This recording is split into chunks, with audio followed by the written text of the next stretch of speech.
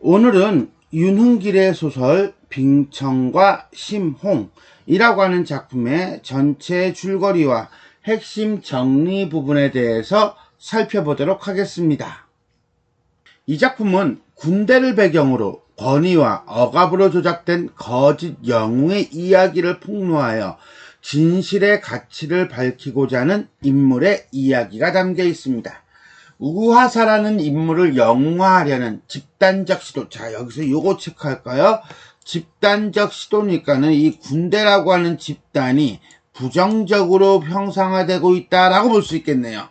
자, 에서 벗어난 신하사의 행동을 통해, 신하사는 일대 개인이죠.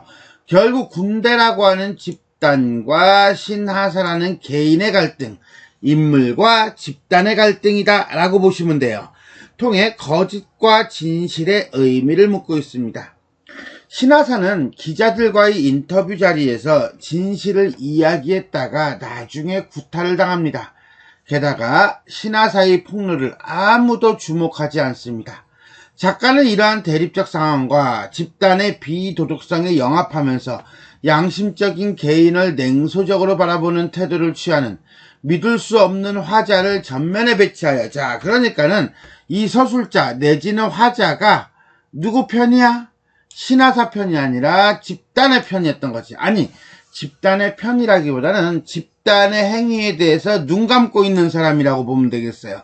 이렇게 함으로써 집단의 허위 의식과 이에 영합하는 구성원의 비도덕성을 아이러니의 수법으로 비판하고 있다. 별표빵야, 이렇게 보시면 돼요. 그리고 이것은 바로 획일적이고 권위적인 군사정권의 통치 방식이요, 그로 인하여 파생된 획일주의 문화를 비판하고 있다, 내지는 군사 문화를 비판하고 있다, 이렇게 보시면 되겠습니다. 자, 전체 줄거리 볼게요. 발단, 신하사. 자, 여기서 신하사라는 인물이 나오네요. 그죠? 자신의 신상에 관해 동기생들조차 알리지 않는 등 비밀이 많은 인물입니다. 하사인데, 자, 신상의 비밀이 많은 신하사는 어리숙해 보인다는 이유로 자신을 놀리던 이들을 잠자코 참다가 라고 하는 거 보니까 자신을 놀리는 것이 어떤 불합리한 또는 부조리, 불합리한이라고 보는 게 아니라 외부 환경이라고 본다면 그 외부 환경에 참는 사람이에요. 그런데 어느 임계점이 넘어서면 그때는 갑자기 폭발적으로 발진을 하는 거죠. 그죠? 포크나 드라이버와 같은 것으로 찔러버려 다른 사람들에게 두려움의 대상이 되는 인물입니다. 그러니까 그 임계점만 넘지 않으면 되는데, 그런 그가 장기 복무를 지원하고 하사가 됩니다. 자, 전개부분 보겠습니다. 그러던 어느 날 부대에 돌발적인 폭발 사고가 발생합니다.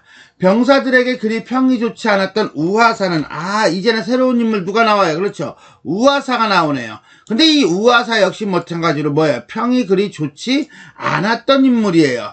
그런데 전신에 심각한 화상을 입습니다. 그런데 갑자기 뜬금없이 여기서 왜? 몰라. 우화사는 다른 이들을 구하려다가 크게 다친 것으로 뭐가 돼요? 조작이 돼요. 진실이 왜곡돼 버렸네요. 부대 단장의 특별 배려로 기지병원 장교병동에 입원하게 됩니다. 이에 나를 비롯한 부대원들은 매일 교대 근무로 우화사의 간호당번을 맡아 고생을 하게 됩니다. 자, 여기서 말하는 나는 서술자고 이게 나가 나왔다는 것은 1인칭 시점이라는 것을 알 수가 있겠네요. 자, 여기서 우리는 발단에서는 인물에 대한 얘기 나왔다면 전개에서는 사건, 어떤 갈등이 되는 사건, 갈등의 계기가 되는 사건, 그 사건을 언급해주고 있다라고 보시면 되겠네요. 위기로 갑시다.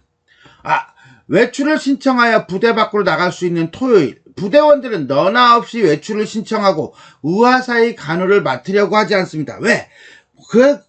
아무리 부대 단장이 뭐라고 하든 평이 좋지 않았던 우화사거든요. 동료들이라든가 아니면 같은 부대원들에게 그렇게 썩 좋은 인정을 받지는 못했던 거니까 정성을 다해서 간호하고 그러지는 않았겠죠.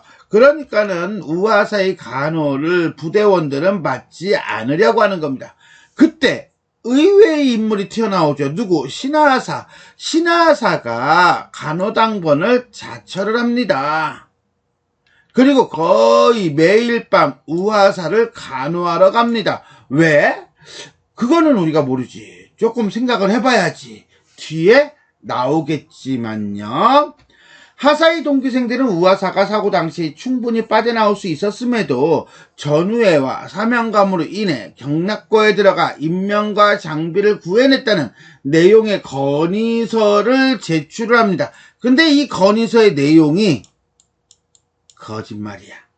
그리고 그에 따라 점차 부대 내에서 우아사는 영웅의 이미지가 공고해졌고 부대의 대대장은 붙여야죠. 왜 띄었어? 우아사를 영웅적인 부하 군인으로 대접을 합니다. 그리고 표창장을 수여합니다. 얘기가 조금 이상하게 갔죠. 그죠? 왜 이렇게 넘어갔지? 단장은 우아사의 일을 소개하기 위해 각 언론기관에 연락하여 기자들을 초청합니다. 와, 이거 지금 판이 커졌어요. 기자회견이 시작되고 참석자들은 모두 입을 맞춘 채 우아사의 영웅적인 행적과 미담을 늘어놓습니다. 그러다가 한 기자가 신하사에게 우아사의 일화 등을 묻는데 쉽게 입을 열지 못하던 신하사는 사고 당시 우아사가 그저 불에 타고 있었을 뿐이다. 영웅적 행위를 하거나 그런 것이 아니라 그냥 단순한 사고일 뿐이라고 말해버립니다. 진실을 말한 거죠. 사회를 보던 정훈 장교가 당황한 채 서둘러서 기자회견을 종료시킵니다. 이래버리면요, 부대에서 의도했던 것과 전혀 다른 양상이 돼버려요. 그래서 단장과 대대장의 비위가 상했다는 이유로 신하사는 이곳저곳에 불려다니면서 너 왜 그랬니? 라고 하는 거죠. 그러면서 선임과 상관들이 신하사를 괴롭힙니다.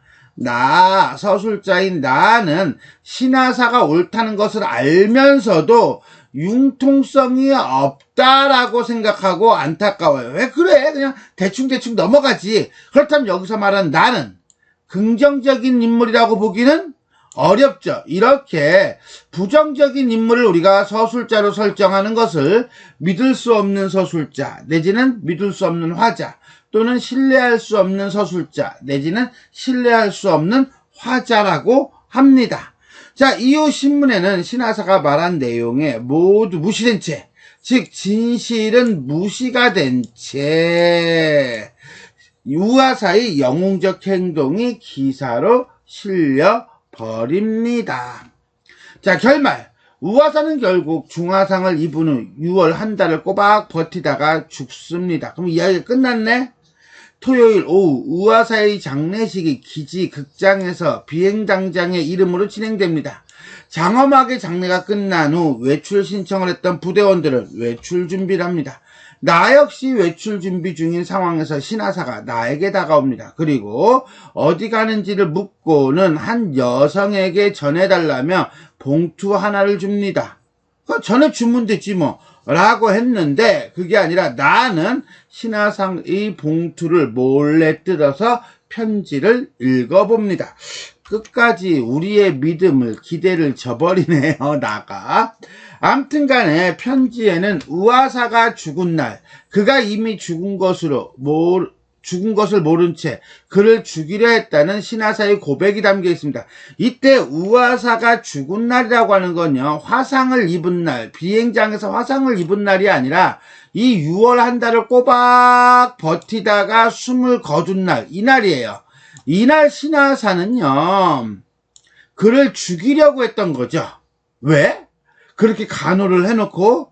그런데 신하사가 편지 속에다가 솔직하게 얘기하면서 이 편지를 읽을 때쯤이면 자신은 범죄 수사대에 자진 출두하여 조사를 받고 있을 것이라고 말합니다.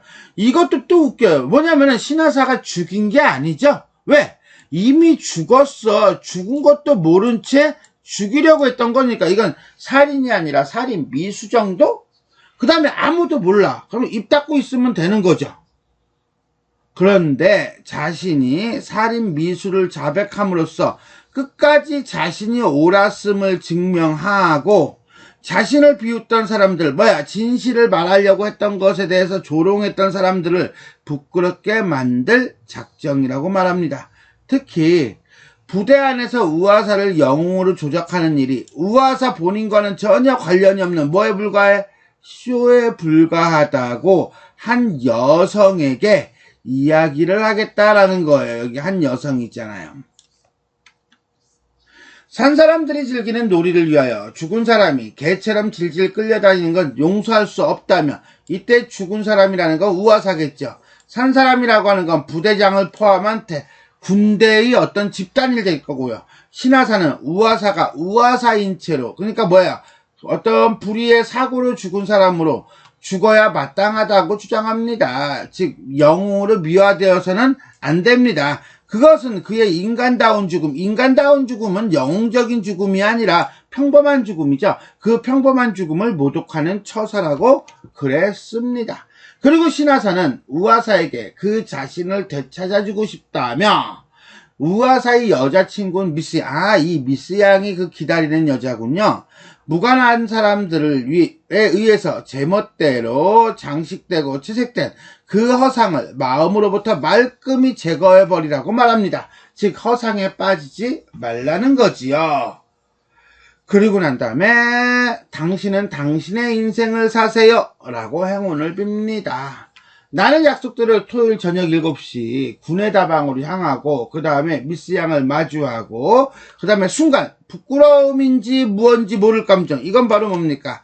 나 자신도 사실은 이 부대의 어떤 진실을 왜곡하는 행위에 대해서 일정 정도 동조한, 그렇죠, 동조까지는 아니더라도 방관을 한 방관자이기 때문에 부끄러운 감정을 느낀다 라고 이야기가 끝을 맺습니다. 결국은 진실을 왜곡하는 집단과 그것에 대해서 진실을 밝히고자 하는 한 개인의 모습을 다루고 있는 작품이다 라고 보시면 될 거예요. 자, 전체 정리해 볼게요. 분단소설이고요. 군대 내 폭발사고를 개인의 이득을 위해 조직을 이용하여 사실을 왜곡하는 군 조직의 행태를 고발하고 있다. 특징 첫 번째, 집단과 개인의 갈등을 통해 부조리한 획일주의 문화를 비판한다. 군대 문화라고 해도 상관이 없겠고요. 자, 이 소설은 한 공군 부대에서 발생한 사고를 둘러싼 집단 구성원의 책임 회피. 자, 요게 나타나는 작품입니다. 우화사가 어떤 대상인데 그 우화사 사고 당시 사람들을 구한 영웅으로 포장됨으로써 진실은 더 위로 둔갑을 합니다. 병사들은 우화사가 영웅화되는 것을 내키지는 않지만 그럼에도 불구하고 자신의 안위를 위하여 대세에 동조합니다. 이런 부분이 요 대목에서 나와요. 건의서 내용을 소상히 밝힐 만큼 우화사의 동기생들은 친절하지 않았다. 다만 도장을 지참하고 일렬로 쭉 늘어서게 한 다음 이렇게 말하는 것이었다. 돼지기 전에 불쌍한 놈 호강이나 시키자고. 그러나 우리가 찍은 도장이 장차 무엇에 소용될 것인지를 곧 알았고 각자가 도장으로 확인해준 내용의 엄청남에 경악을 금할 수가 없었다. 그러니까 도장을 찍는 것 자체가 자의가 아니야, 타의야. 소설에 등장하는 인물 중에 대세에 동조하지 않고 유일하게 실상을 알리고자 하는 인물은 신화사입니다. 우화사의 미담을 언론에 알리기 위한 기자회견에 참석한 신화사는 모두가 그를 칭찬하는 분위기에 찬물을 끊습니다. 그리고 그가 본 사실 그대로 사고 당일 우화사는 그저 불길 속에서 뒹굴고 있었다고 증언합니다. 작업이 거의 끝나가던 참이었습니다. 우화사는 작업복이 기름투성이었습니다. 벙소리가 나더니 눈앞이 캄캄해졌다가 환해졌습니다. 정신을 차리고 보니 우화사가 불덩이가 되어서 훌쩍훌쩍 뛰고 있었습니다. 갑자기 당한 일이라서 무슨 영문인지 그렇지, 그냥 훌쩍훌쩍 뛰고 있었던 거야. 누구를 구하고 자시고 그런 게 아니라는 거죠.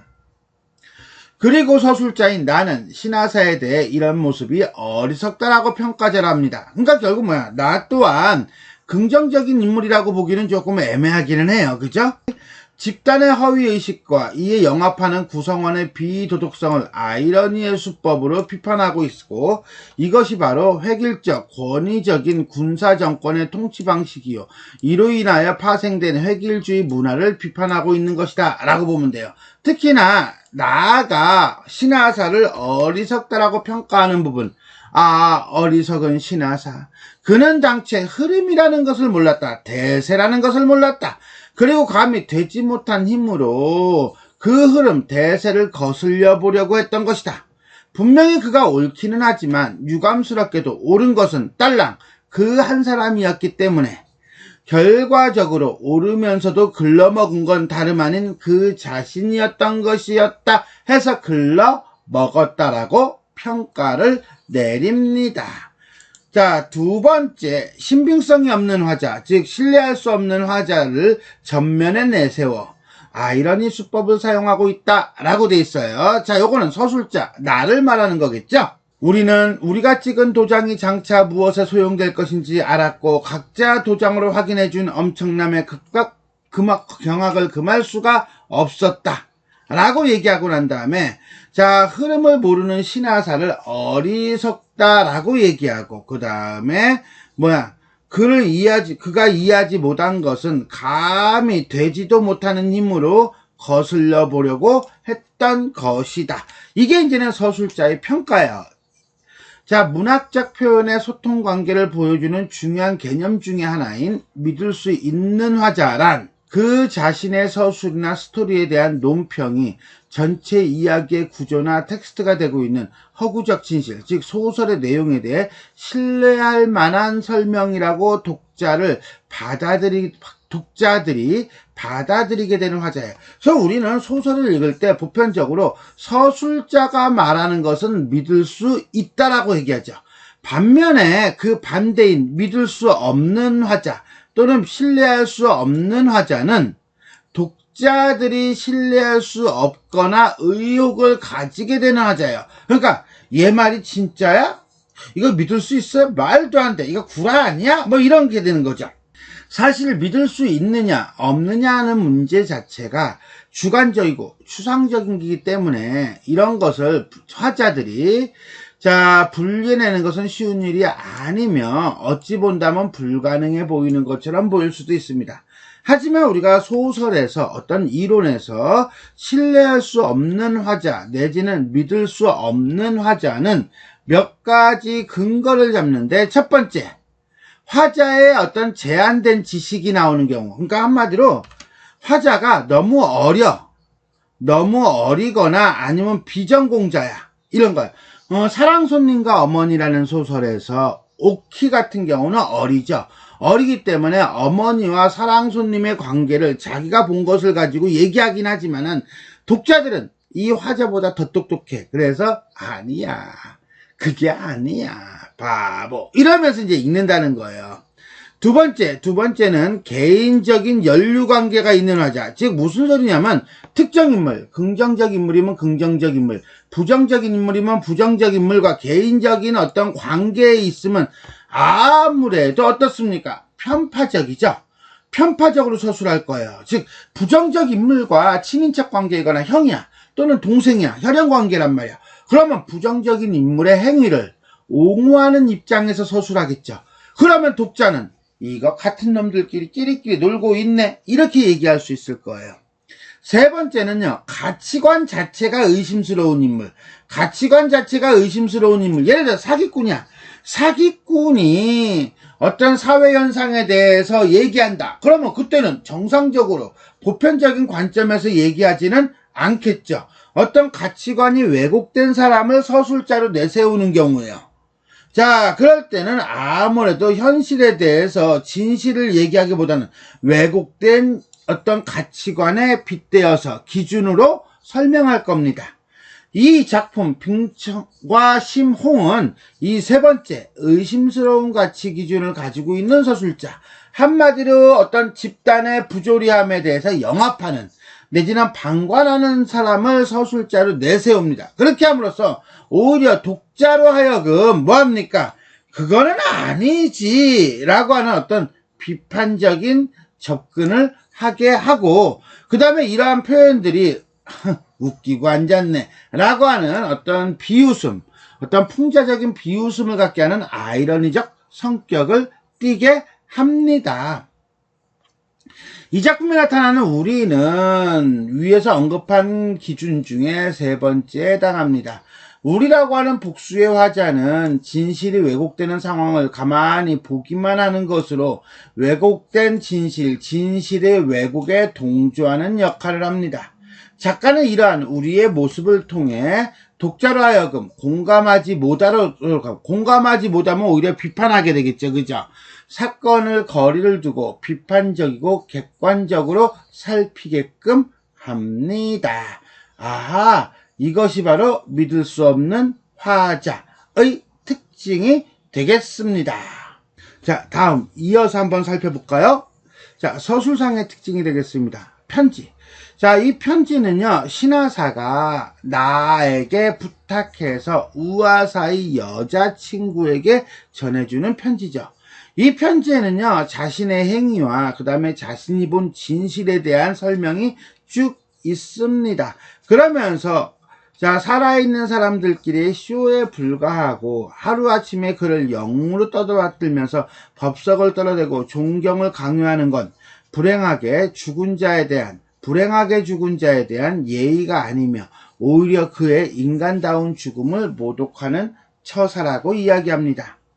자, 작품의 결말 부분에서 신하사는 우아사의 여자친구인 미스 양에게 편지를 남깁니다. 나는 미스 양에게 편지를 전달하기 전에 몰래 읽어보는데 거기에 많은 진실이 담겨 있습니다. 그리고 우아사를 영으로 조작하는 것은 그에 대한 예의가 아니라고 하면서 새로운 삶을 살아가기를 소망합니다. 이렇듯 흐름을 모르는 어리숙한 인물로 여겨지던 신하사의 이와 같은 용기 어린 고백이 소설의 마지막에 부각됨으로써 집단의 의지와 소문이 결코 진실을 가릴 수 없다는 주제의식을 드러내게 됩니다. 다음에 장례식이에요. 장례식은 어떻게 본다면 집단이 진실을 가리고 왜곡하는 클라이막스 부분이라고 보면 될 거예요. 자, 이 장면을 통해서 우리는 장례식이 매우 성대하고 엄숙하게 치러졌으며 우아사는 1계급 특진을 하여 중사가 되었으며 그를 영웅으로 인정하는 집단적 사고와 믿음이 매우 강하게 강화되었다는 것을 언급하고 있습니다. 그렇지만 우리는 이러한 사실은 진실이 아님을 알고 있는 거지요. 그죠? 그래서 나는 이러한 장례식이 사람을 위한 허위적인 의식에 해당할 뿐 죽으나 우아사의 의지와는 아무런 관련이 없는 행위이며 의미가 없는 행위라고 주장합니다. 자, 이거는 신하사의 입장이기도 하지요. 제목은요, 빙청과 심홍이에요. 이때 빙자는 얼음 빙자입니다. 청자는 푸를 청자예요. 그러니까 얼음같이 차가운 파란색을, 심홍은 마음 심자에다가 붉은 홍자예요. 짙은 빨간과 같은 마음이에요. 자, 여기서 빙청은 뭐예요? 차가운 진실이고요. 빙청, 그 다음에 심홍은 광기 어린 열기라고 볼 수 있습니다.